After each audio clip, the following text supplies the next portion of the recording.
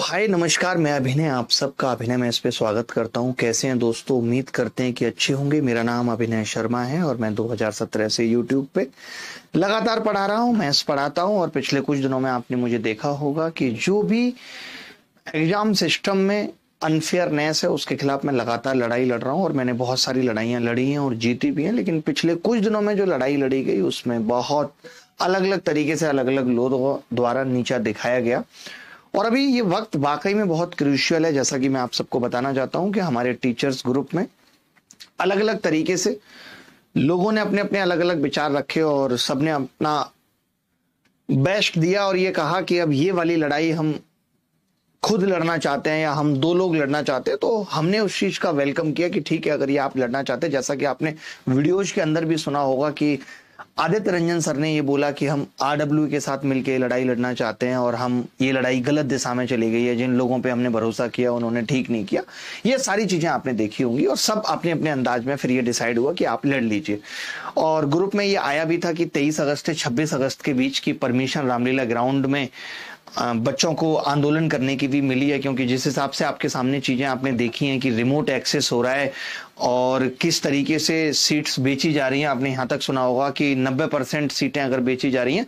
तो मैं भी आप सबसे पूछना चाहता हूं कि हमारे पढ़ाने की सार्थकता क्या है अगर आपको नौकरी ही ना मिले तो? हमारा उद्देश्य ये नहीं है। अगर ये बात साबित हो जाती है और पूरी तरीके से बाहर निकल के आ जाती है तो मैं सच बता रहा हूं कि मैं उस दिन पढ़ाना छोड़ दूंगा। मेरे पढ़ाने के मायने खत्म हो जाते हैं अगर ऐसा हो रहा है। तो मेरी बाकी और शिक्षकों से भी ये गुजारिश है कि अगर आप ये लड़ाई लड़ रहे थे अपने अंदाज में तो आप इसे कंटिन्यू करिए। हम जिस तरीके से लड़ पाएंगे, जो कर पाएंगे, हम अपना कर रहे हैं। और अगर आपको हमारे किसी भी मोड पे किसी भी तरीके के साथ की जरूरत है तो हम तैयार है। मैं तो आज इंतजार भी कर रहा था कि अगर आज वीडियो बनानी पड़ेगी इसके लिए तो जरूर वीडियो बनाएंगे, क्योंकि अगर इन्हीं हालातों में सीजीएल होता है, जिन हालातों में एसएससी फेज एक्स और स्टेनो का एग्जाम हुआ है, तो ये समझ लीजिए कि लाखें बच्चों के भविष्य पे ऐसी तैसी हो जानी है। बहुत बुरे हालात होने वाले हैं अगर इन्हीं हालातों में सीजीएल हो रहा है तो मैं तो चाहूंगा कि इस चीज को आगे बढ़ाया जाए और हम आगे खड़े होके, पीछे खड़े होके, बीच में खड़े होके, साइड में खड़े होके, जिस दर भी खड़े होके उस चीज का हिस्सा बनेंगे तो अपने आप को बहुत सौभाग्यशाली समझेंगे। तो मैं अलग अलग पर्सनल मैसेजेस पे भी टीचर से गुजारिश कर रहा हूँ, ग्रुप में भी गुजारिश कर रहा हूँ और मैंने यूट्यूब पे भी इसलिए बोला ताकि आप अपने शिक्षकों को जाके बोलें कि क्या हुआ और क्या हो रहा है आगे। What the next plan, next plan क्या है ये पता चले एटलीस्ट। वरना हमारे आपके पढ़ाने का कोई मतलब नहीं है, ना ही आपके पढ़ने की कोई सार्थकता है, ना ही हमारे पढ़ने की कोई सार्थकता है। ये लड़ाई लड़नी पड़ेगी और इस लड़ाई की शुरुआत हो चुकी है। कई बार ऐसा होता है। हाँ, डेट का मैं इन लोगों को बता चुका हूं, डिस्कस कर चुका हूं। तो चलिए शुरू करते हैं आज की क्लास। मॉक 2 में आप सबका स्वागत है। पता नहीं क्यों ऐसा लग रहा है कि ऐसा ही ना हो सच में कि पढ़ाना ही छोड़ना पड़ जाए। उससे बड़ी बात दुर्भाग्य की और कुछ नहीं हो सकती अगर ऐसा हुआ तो।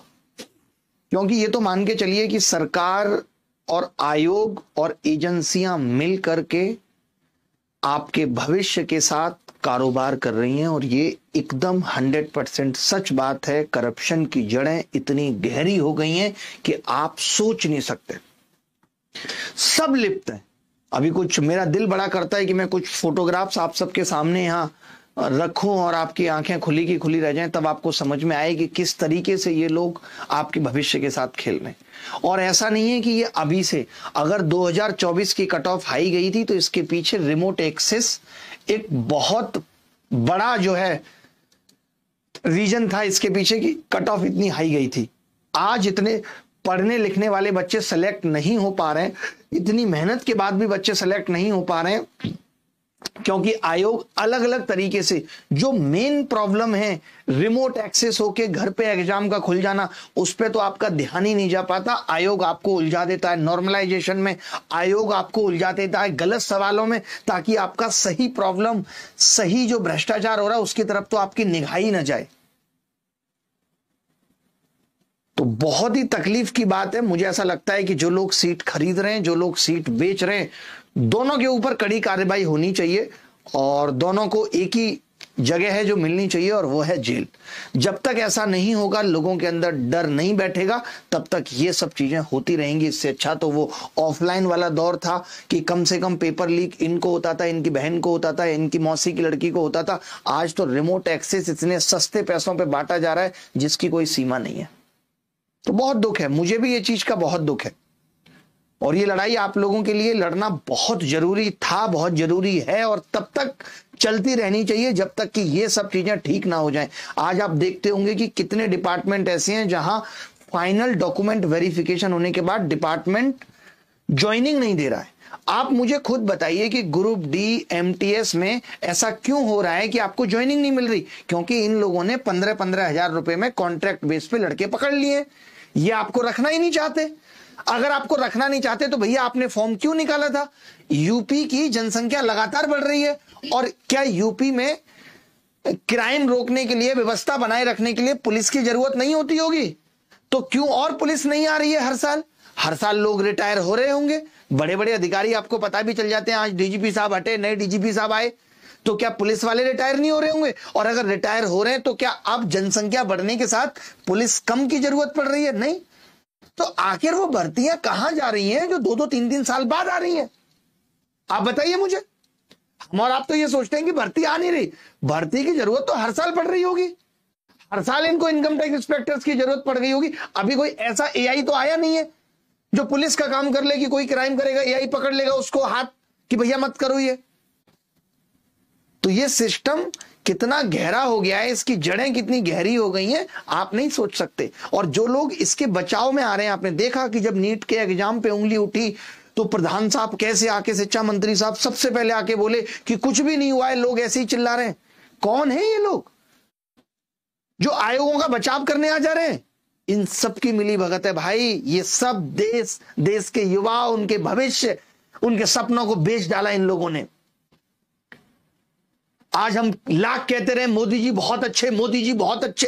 अरे खाक मोदी जी अच्छे। अगर आज बाईजूस बर्बाद हुआ है तो ऐसा नहीं है कि सीईओ बहुत अच्छा था, उसकी इथिकल वैल्यू बहुत अच्छी थी, लेकिन वो टीम नहीं बना पाया अच्छी। ऐसी अगर एक कंपनी आज बर्बाद होती है तो उसके डायरेक्टर्स जिम्मेदार हैं। अगर एक देश गलत रास्ते पे तो उसके प्रधानमंत्री, जिसके हाथ में देश सौंपा गया था, वो जिम्मेदार है कि वो क्यों ऐसी टीम नहीं बना पाया था, क्यों उसके कानों तक ये जू नहीं रहेंगी थी। क्या पिछले 11 साल में हम मोदी जी के पास एक बात ये नहीं पहुंचा पाए कि एग्जाम लगातार लीक हो रहे, एग्जाम में भ्रष्टाचार है? उन्होंने चाहा ही नहीं, उन्होंने मनसा दिखाई नहीं कि बच्चों के लिए, युवाओं के लिए यह चीज सोची जाए या खत्म की जाए। आज सोचिए कि एक एक सेंटर पे, 250-250 के सेंटर पे 25-25 लोगों का एग्जाम अगर बाहर बैठ के सॉल्वर्स देंगे तो कहां से आपका सिलेक्शन होगा? पढ़ते रहिए आप लाख। आप तो जीके की तैयारी करते हैं ना कि मैं परमार सर के यहां जीके की तैयारी करता हूं, मेरी जीके बहुत अच्छी है। कितना कर पाते हैं? 25 में 70 है ना। यहां तो वो 25 में 25 कर रहा है इंटरनेट देख के। आप कहां कंपीट कर पाएंगे उसके साथ? और वहीं पेपर अगर मुश्किल आ गया तो आपके 25 में 11 और वो 25 में 23-24, क्योंकि उसको तो इंटरनेट से करना है, चैट जीपीटी से पेपर करना है। कैसे आप कंपीट कर पाओगे? क्या फायदा ऐसी तैयारी का? क्यों करें हम ऐसी तैयारी? बताओ आप मुझे। आज हम भी पढ़ाने आते हैं, हमारे मोटिवेशन की ऐसी तैसी हुई पड़ी है। मुझे तो आज टीचर्स की मोटिवेशन की रील देखनी पड़ रही है पढ़ाने के लिए, क्योंकि मेरे पास तो मोटिवेशन यही होता था कि बच्चे पढ़ेंगे, आगे बढ़ेंगे, इनकी नौकरी लग जाएगी, कितना अच्छा लगेगा, हमें खुशी मिलेगी। पहले फॉर्म निकाल दो, फॉर्म के बाद घंटों तक, महीनों तक, सालों तक एग्जाम नहीं होता, एग्जाम हो जाता है तो उसका रिजल्ट नहीं आता, रिजल्ट आ जाता है तो उसके डॉक्यूमेंट वेरिफिकेशन में अलग तरीके के झोल है, वो भी हो जाए तो आप कह देते हो कि वैकेंसी भर गई है, जैसा आपने ग्रुप डी रेलवे में किया। इतने सारे बच्चे आज शादीशुदा, 2-2 बच्चे, उनको जीवन चलाना मुश्किल हो रहा है, क्या करे बच्चा? आज मैं ये रिजल्ट देख रहा था कि कितने सारे कोर्ट केस में इतनी सारी भर्तियां उलझी पड़ी हैं। और हमारे लिए क्या ये सौभाग्य की बात है कि हमारी हर भर्ती कोर्ट तक पहुंच जाती है? ये देश के लिए गरिमा का विषय है, ये देश का स्वाभिमान है। बताइए, गलत कह रहा हूं तो?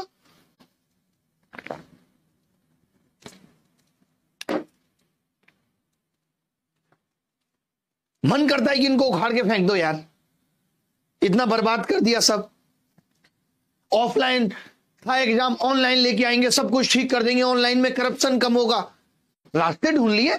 अब एक सेंटर वाले को मैं जब पूछता हूं तो वो कहता है कि जी मुझे एग्जाम कराने का 20,000 रुपए भी नहीं मिलता पर डे का, वो भी 7 महीने बाद मिलता है। तो मेरी तो कमाई यही है। उसने कमाई के रास्ते ढूंढ लिए। आप जिस चीज को जितना मुश्किल करोगे वो उसी चीज के कमाई के रास्ते ढूंढ लेगा।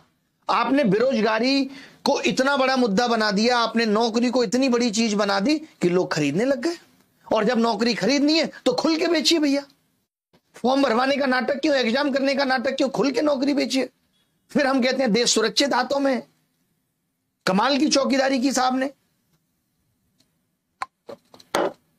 मैं क्लियर बोल रहा हूं, अगर यही हाल रहा मोदी जी, अगर मेरी आवाज आप तक पहुंच रही है तो मैं भी छोड़ दूंगा पढ़ाना। हम बच्चों से भी एग्जाम बॉयकॉट करा देंगे। सबके आधार कार्ड में नाम बेरोजगार लिखा देंगे। सबका टाइटल शर्मा, पांडे, द्विवेदी, वर्मा और जो है गंगवार होगा ही नहीं, अग्रवाल, सबके में होगा बेरोजगार बेरोजगार बेरोजगार। और क्या करेगा आदमी? मजबूर कर रहे हो आप। पूरा सिस्टम बर्बाद करके फेंक दिया बदतमीजों ने। सवाल करते फटाफट से, 25 मन बिल्कुल भी नहीं है पढ़ाने का। मूल राशि और 4 वर्षों के लिए साधारण ब्याज पर जमा की गई कुल राशि 2:3 के अनुपात में है तो चक्रवृद्धि ब्याज ज्ञात कीजिए और 20,000 रुपए 2 वर्ष के लिए उस दर पर जमा किया जाता है। मैं बहुत फ्रस्ट्रेट हो गया हूं, मैं आपको बता नहीं सकता हूं।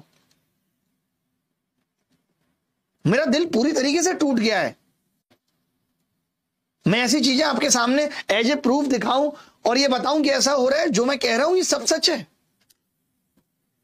इस रिमोट एक्सेस ने बच्चों का भविष्य बर्बाद कर दिया। हम ये सोचते थे कि यार इतनी हाई कट ऑफ गई है, इतनी हाई कट ऑफ गई है, इतनी हाई कट ऑफ, शायद बच्चों को और पढ़ने की जरूरत है। और उसके बीच में से आके 2 शिक्षक कह देते थे 120 तो आंख बंद करके आ जाते हैं, तुक्के से आ जाते हैं। अब समझ में आ रहा है कैसे आ जाते हैं। रिमोट एक्सेस करो भाई, रिमोट एक्सेस। आप बताओ, आप उस रिमोट एक्सेस वाले बंदे से कहां कंपीट कर पाओगे? और सोचिए ये हाल तब है नताशा, जब सेंटर पे एक एसएससी का बंदा रहता है, वो पर बच्चा 10,000 में बिक रहा है। ये मैं बिना सबूतों के नहीं बोल रहा। और आप कहते हो एसएससी का बंदा पर बच्चा 10,000 में बिक रहा है। हर आदमी बिक रहा है। साला ईमान बिक गया, प्यार बिक गया एक बेरोजगार का। अब यह एसएससी का बंदा बिक गया, सरकारें बिक गई, आयोग बिक गए। जब सब कुछ बिकना ही था तो बच्चा क्यों तैयारी में आता, वो भी कहीं पैसे कमा के खरीदने की जुगाड़ में लगता। अरे एग्जाम पोस्टपोन्ड हो गया सीजीएल का, उसके बाद क्या होगा? जिस वेंडर को इन्होंने दिया है वो क्या हल करेगा, आप मुझे बताइए। वो तो दूसरे नकली लोगों को एग्जाम कराने का ठेका दे रहा है। उसको मतलब नहीं आपका एग्जाम अच्छा हो या नहीं हो, उसको मतलब नहीं आपका माउस काम कर रहा है, कीबोर्ड काम कर रहा है, नहीं। उसका सीधा टारगेट है कि